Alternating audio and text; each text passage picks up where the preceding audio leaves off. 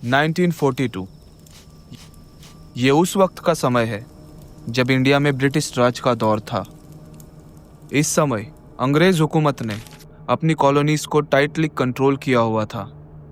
हर moment पे नज़र रखने के लिए ब्रिटिशर्स द्वारा एक फॉरेस्ट ऑफिसर को तैनात किया गया था हिमालयाज के जंगलों में एक गेम रिजर्व की निगरानी के लिए।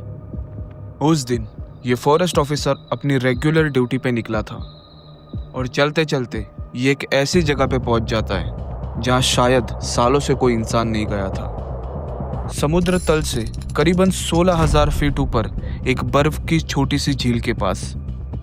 वैसे तो ये झील हमेशा बर्फ से ढकी हुई होती थी, लेकिन शायद टेम्परेचर में हुए कुछ हलचल की वजह से बर्फ थोड़ी पिघली और जो फॉरेस्ट ऑफिसर ने देखा उसे देख के किसी भी आम इंसान का दिमाग खराब हो सकता है।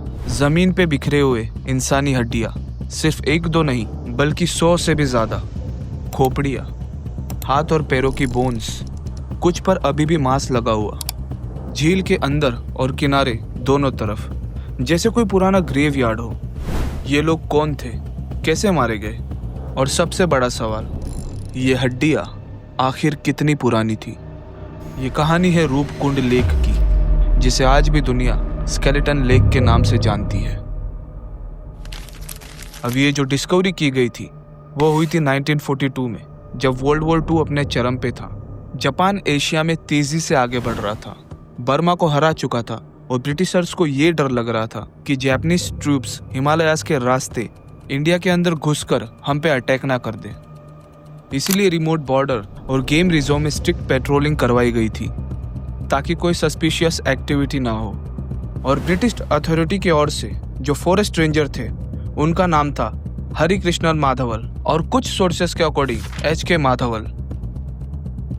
माधवल रोज की तरह अपने डेली रूटीन पेट्रोल पे निकले थे, पर समहाउ डेंस जंगल और कड़ी चढ़ाई पार करके वो रूपकुंड तक पहुंच जाते हैं, इस बात से बिल्कुल अनजान कि उस दिन वो एक ऐसा भयानक नज़ारा देखने वाले हैं जो आगे चलकर हम इंसानों के माइंड को गहरी सोच में डालने के लिए काफ़ी था। हंड्रेड्स ऑफ ह्यूमन स्केलेटन बिखरे हुए, कुछ हड्डियों पे अभी भी थोड़ा मांस लगा हुआ, और आर्टिफैक्ट्स जैसे लेदर शूज, वुडन स्टिक और आयरन स्पेयर हेड ज़मीन पे पड़े हुए।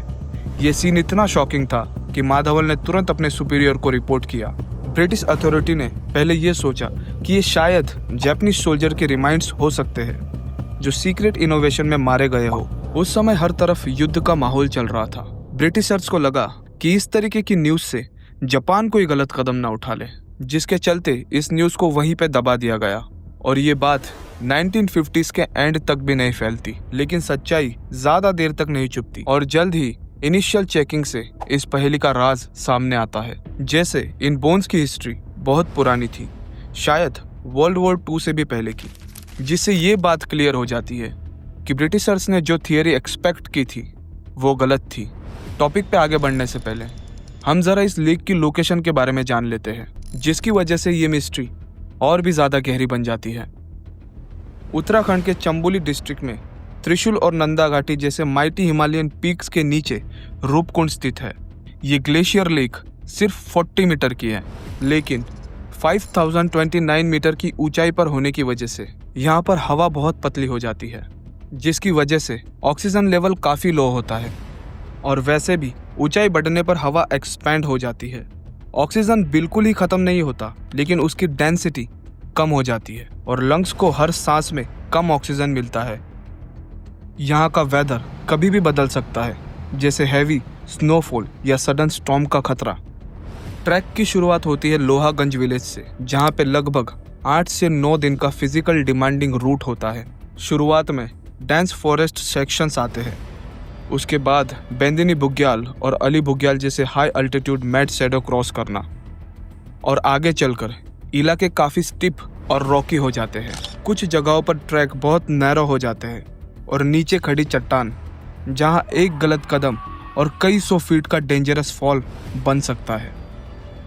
इसीलिए ये track technically experience, physically endurance और कंस्टेंट अलर्टनेस डिमांड करता है।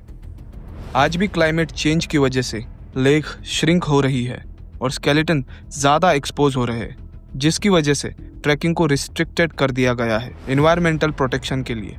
ये जगह इतनी रिमोट है कि कोई मेजर ट्रेड रूट या पाथ नहीं गुजरता। तो फिर सवाल ये उठता है कि इतने सारे लोग यहाँ पर कैसे आए? और चलो आए तो आए, लेकिन मारे कैसे गए? ये कंकाल और हड्डियाँ देखकर तो ऐसा लगता है कि शायद कोई एशियन बैटल हुआ हो या कोई नेचुरल डिजास्टर। लेकिन नहीं, इसका आंसर ढूंढने के लिए हमें जाना पड़ेगा लोकल लेजेंड्स की तरफ, जहाँ शायद इस मिस्ट्री का कोई क्लू छुपा हो। एक लोक कथा यहाँ जनरेशन से सुनाई जा रही है, जो कनेक्टेड है नंदा देवी राज जट यात्रा से, उत्तराखंड की सबसे बड़ी तीर्थ यात्रा जो हर 12 साल में एक बार होती है और 280 किलोमीटर लंबे रूट को कवर करती है। नंदा देवी जो माँ पार्वती का ही एक रूप है, जिनकी पूजा के लिए थाउजेंड्स ऑफ देवतीस भक्त जाते हैं होम कुंड लेक तक, जो वही रूप कुंड के पास में पड़ता है। लोक कथाओं की माने तो 9th सेंचुरी में कनौज किंगडम का राजा जश धवल अपनी प्रेग्नेंट रानी बलम्पा के साथ ये यात्रा करने निकलता है। साथ में थे उनके सर्वेंट, डांसर, म्यूजिशियन और लोकल पोर्टर्स, टोटल एक बड़ा ग्रुप। लेकिन इन लोगों ने कुछ सीक्रेट रूल ब्रेक कर दिए, जैसे होली एरिया में लाउड म्यूजिक बजाना, डांस और शायद और भी कुछ, जिसकी वजह से देवी नाराज हो गए। नंदा देवी का क्रोध भयंकर था। उन्होंने ओलों की बारिश भेज दी। आसमान से क्रिकेट बॉल साइज ओले गिरने लगे और राजा जश धवल का पूरा ग्रुप खत्म हो गया। वहाँ के लोकल गांव में आज भी ये गाना बहुत प्रसिद्ध है, नंदा देवी का क्रोध उतरा, पत्थर बन गए नाचने वाले। यहाँ के कैंप का नाम ही पत्थर नाचुनी है, जहाँ डांसर स्टोन बन गए थे।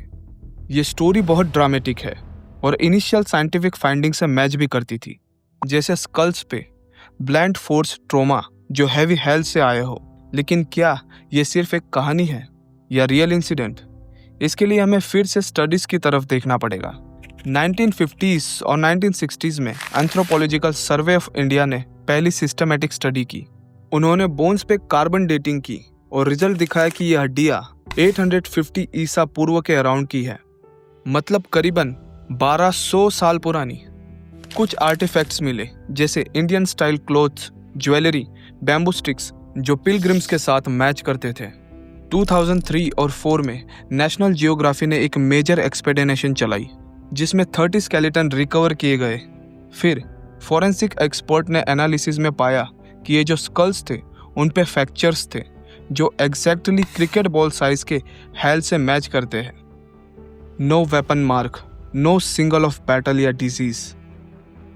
कंक्लूजन था 9th सेंचुरी की वो स्टोरी, एक सिंगल कैटास्ट्रोफिक इवेंट या हिल स्टॉर्म ने एक ग्रुप ऑफ पिलग्रिम्स को ख़त्म कर दिया, जिसमें मैन, वुमन और पोर्टर्स शामिल थे। ये थ्योरी बहुत पॉपुलर हुई क्योंकि ये लोकल लेजेंड्स से डायरेक्ट कनेक्ट करती थी। लेकिन रुकिए, ये मिस्ट्री यहाँ पूरी सॉल्व नहीं होती। ये तो सिर्फ शुरुआत थी, क्योंकि फिर से एक ग्राउंड ब्रेकिंग स्टडी होती है 2019 में, जिसने सब कुछ उल्टा करके रख दिया। देखिए ज़रा, नेचर कम्युनिकेशन जर्नल में पब्लिश हुई ये रिसर्च, जिसमें 38 स्केलेटन का genome large Asian DNA data से मैच करवाया गया और इंडिया से ये पहला full scale Asian DNA data था। रिजल्ट शॉकिंग थे। ये स्केलेटन 3 अलग अलग जेनेटिक ग्रुप के थे। पहला ग्रुप 38 में से 23 स्केलेटन का डीएनए आज के साउथ एशियन लोगों से मैच करता है और उनकी डेथ 7th से 10th सेंचुरी के बीच हुई मल्टीपल इवेंट्स में, मतलब कई बार डेथ हुई ओवर द सेंचुरीज।